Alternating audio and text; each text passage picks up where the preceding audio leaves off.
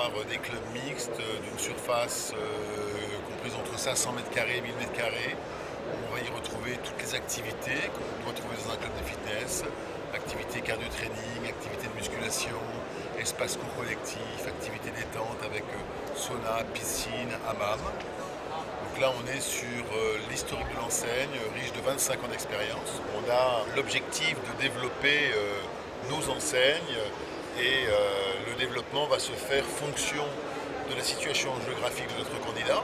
Positionnement géographique d'une ville de 50 000 habitants imposera davantage Lady Moving ou Moving, une ville de plus de 100 000 habitants imposera davantage Fitness Park. Le niveau d'investissement va aussi quelque part inciter certains candidats à se positionner plutôt sur un Moving que sur un Fitness Park, car les investissements sont différents, les apports personnels bien sûr aussi différents. On a, nous, la volonté de ne pas privilégier une enseigne plutôt qu'une autre et d'être en observation sur un marché sans cesse en renouvellement pour plus de présence et plus d'impact.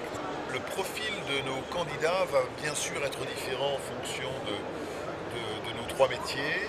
Moving, investissement plus important, un niveau de management plus conséquent, 10 à 12 personnes.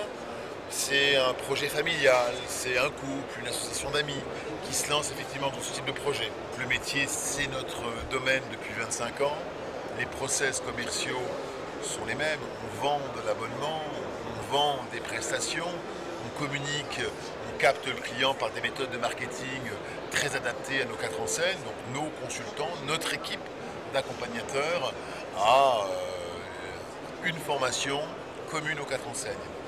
En ce qui concerne l'amont, l'avant-ouverture, on est dans la même problématique, rechercher des locaux, qu'ils soient de 250 m² ou 1000 m², accompagner en banque un de nos candidats franchisés, les argumentaires sont les mêmes. Non, on a cette capacité d'être polyvalent en ayant les mêmes personnes sur nos 4 enseignes et donc nos 3 métiers.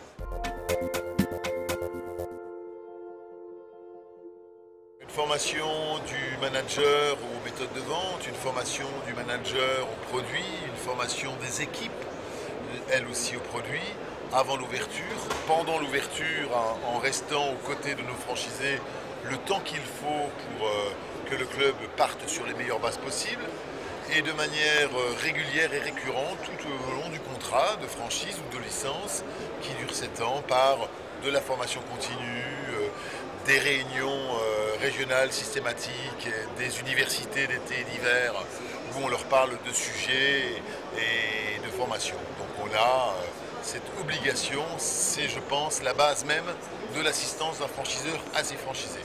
On a la reconnaissance d'être professionnel dans notre domaine d'activité.